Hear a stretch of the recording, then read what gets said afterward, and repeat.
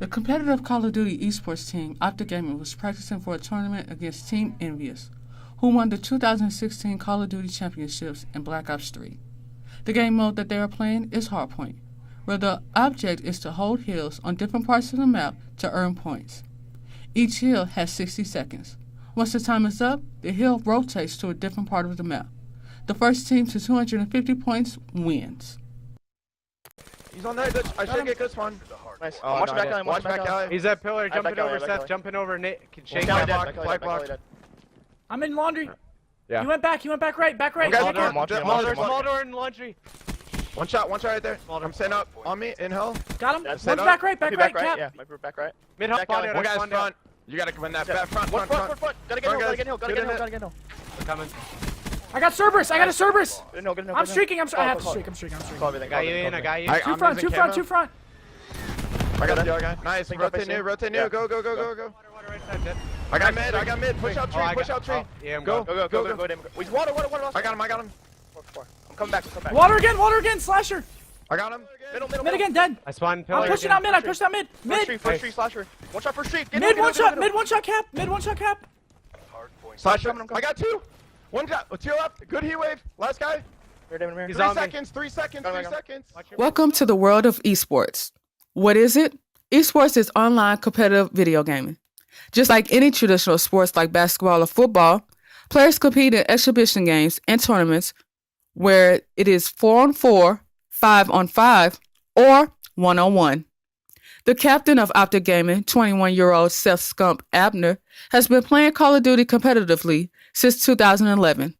And when his team prepares for a tournament, they spend an average of 4 to 6 hours a day practicing. He remembers his first tournament that he played in, as his mother was on the fence about him playing video games for a living, saying, quote, "It was a chance to prove to my mother that this was a career path, so I was motivated." He will go on to win his first tournament, and more tournaments will follow. He will also become a 2-time X-Gold medalist as well, when an esports company called Major League Gaming hosted a Call of Duty tournament at the X Games in 2014 and in 2015. Not only did he win 2 gold medals, but after a devastating loss being knocked out early of the Call of Duty Championships last year, the team bounced back and was crowned the 2017 champions in Call of Duty Infinite Warfare. Spectators can watch esports titles on different streaming websites, like Major League Gaming or MLG, Twitch.tv, or YouTube. There are a wide range of different games you can watch, whether it's Call of Duty or even Rocket League, which is soccer with a twist, that is being played competitively 2v2 or 3v3. Rocket League has seen success, as a recent Newzoo report showed that viewers spent 3.4 million hours watching Rocket League competitively on Twitch, ranking it 5th in the month of September. And of course, League of Legends, Counter-Strike, and Dota 2 being at the top of the list with the average of 10 to 19 million hours spent watching it. In October, Rocket League had a championship tournament that had an average of 180,000 people watching on Twitch. I talked to Andrew Smith and Micheal Fetters, who both have interest in video games and esports. Smith is a professor at Lindenwood, and Fetters also works at the university in the Media Center, where students can rent out video games and movies. I asked how they got into video games and what sparked their interest in esports. Well, I grew up with video games. When I was little, there was a system called the Atari. I'm not sure if you're familiar with that. Those were probably the first games I played, but I guess the first ones I played a lot were probably Super Mario Brothers ones on Super Nintendo. I got into PC games after that, and just kind of been playing ever since. I play consoles, PC, anything that I can get my hands on. League of Legends is really interesting. StarCraft is really cool to watch. I'm not good at any of them, but they're fun to watch to see how people approach their different strategies and trying to win. As stereotypical as it may be, it was the Atari 2600. My mom was a really big fan of arcade games because she had grown up in the 1970s when arcades became these sort of meeting places for young people.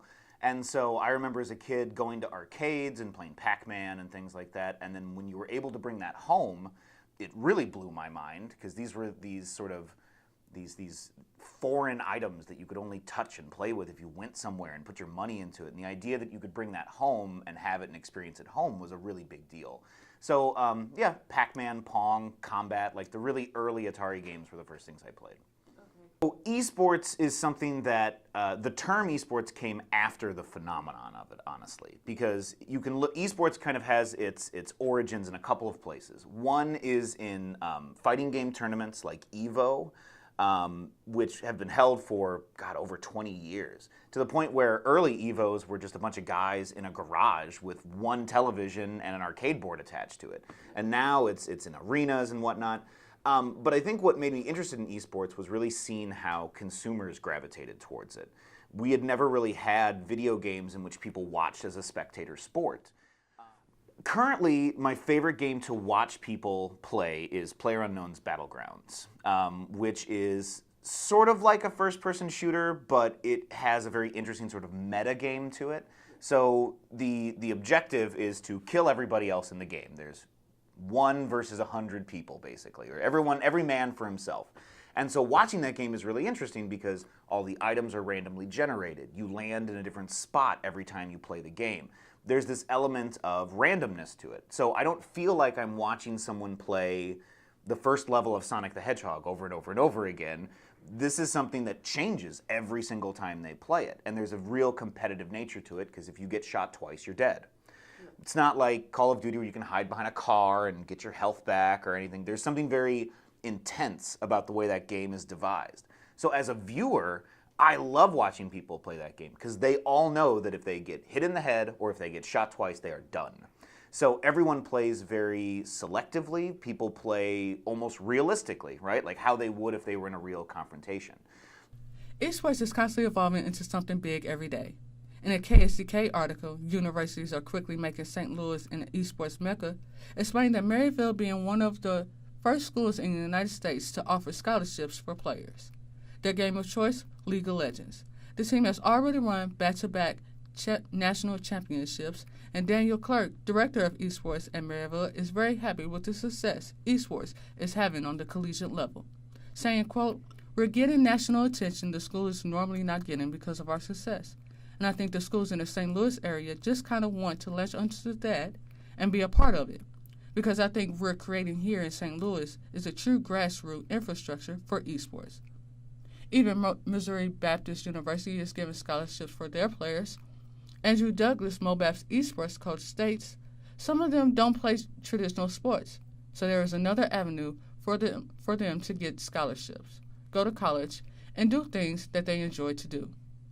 I also asked Smith and Fetters about Maryville and what the future holds for Lindenwood to get involved into esports.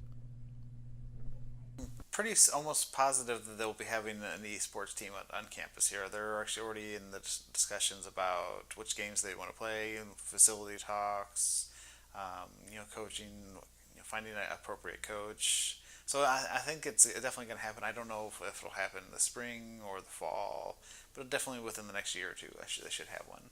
There's definitely interest. I don't know specifically what game or how this would fall under our curriculum or anything like that, but there has been talk recently of, is this something that we should invest in?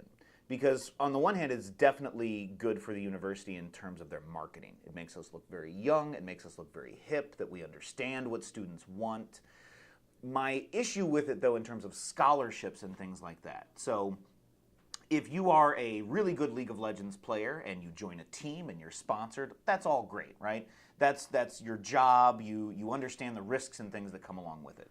Let's say some game comes out, and we see this happen all the time. Some game comes out that is very similar to League of Legends, but people just like it more, right?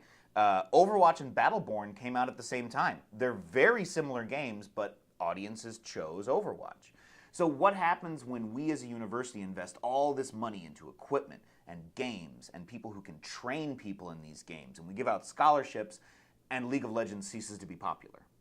And we've built a whole program around it, and we've bought jerseys, and we've created... That's a very fickle sort of environment, whereas football is not... the NFL owns the rights to air it in the way they do, but no one can tell us, no one plays football anymore, you guys aren't going to make money doing that. games, things turn on a dime. And so I'm a little weary about investing lots of a university's money into a game that may not be popular in a year. And then what do we do with all this stuff? Do we find another game, which means we have to hire someone else to train these people? Does your scholarship now become null and void because the game that you were recruited to play is no longer played competitively? It's just, I just think that there are some issues that need to get worked out. But again, from a marketing and an optics perspective, it's a very smart thing for a university to do, to make themselves look cutting edge. Moving quickly from the collegiate level to the other streaming services, the Electronic Sports League, or ESL, is one of the largest esports companies that hosts national and international tournaments across the world, has recently agreed to a partnership with Hulu that will bring 4 esports content programs exclusively to the streaming services. This is a great move by ESL and Hulu because according to the Nelson study, the esports playbook, spectators spend an average of 3.5 hours a week watching digital and streaming content. Esports is growing at a fast rate. Overseas, the 2017 World Championships for League of Legends was held on November 4th at the Beijing National Stadium, aka the Bird's Nest, in front of thousands of fans and the hundreds of thousands that were watching online. It's only a matter of time before other esports titles will be played in front of a sold-out crowd in arenas across the world. Eventually, more and more companies will start sponsoring esports teams and tournaments as well. Monster's energy drink is sponsored by multiple esports teams, and Optic Gaming recently is being sponsored by the fast food chain Chipotle. The future is bright for esports, and it will only get better in the next 5 years. Then certainly in the next 5 years, it's going to continue to get bigger on campuses, and as it gets bigger on campuses, it's going to pull more students into it. I think you're going to start to see some evolution in gaming, and really how they approach gaming, because this will be a lot of data and information that developers can then use to improve their games and create different kinds of games that will be appropriate for esports. So I think there'll be a lot of wider range of games besides just the big ones we see today, like League of Legends and Dota. We have to be careful that esports are not being overhyped in terms of their reach and popularity. There's actually a show on YouTube called Good Game, and it's with a couple of YouTube streamers from Game Grumps, and it's a comedy about esports. And in the trailer, they have these words that come up on the screen, and it's like, seen by more people than the NBA Finals, the NFL Finals, and the MLB Finals combined. Yeah, in South Korea. And I just feel like sometimes these statistics are thrown out, and I worry that we're overvaluing esports here in America, because it has not really proved itself here yet. Things like the Injustice Tournament, Twitch, those are slowly but surely bringing audiences in, but we're nowhere near China, Japan, and South Korea in terms of our obsession. In particular, there's a great documentary by Vice News that came out like 3 or 4 years ago about the obsession with esports in South Korea. And I think if these people who were really confident about esports in America, if they saw that documentary, they would realize how far away we are. Because their competitive League of Legends tournaments, I mean, it looks like Comic-Con. It is insane the amount of people that are there. They're all dressed up. There are people there who do nothing. They don't even play the game. They just cosplay as Mercy.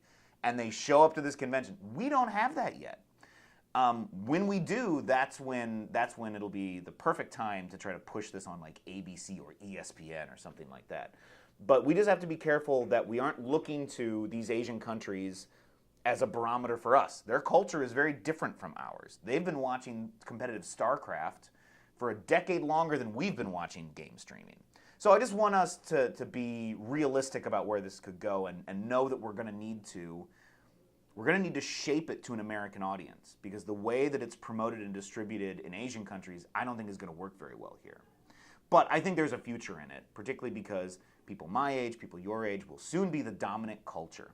And if you're watching and playing video games now, you're going to do that when you're 40, you're going to do that when you're 50, and you're going to do that until you die. It's not this amusement thing where we give it up once we get married or get older.